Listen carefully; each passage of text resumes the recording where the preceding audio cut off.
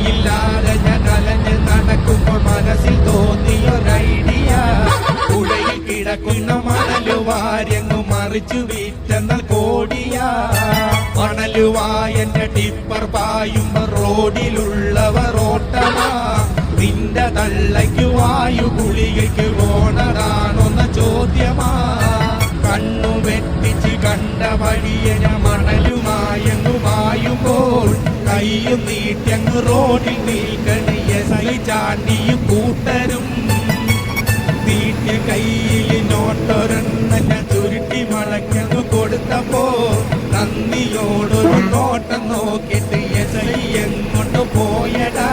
വീട് പണിയുവാനേറെ വേണ്ടത് മണലെന്നത് വ്യക്തമാ.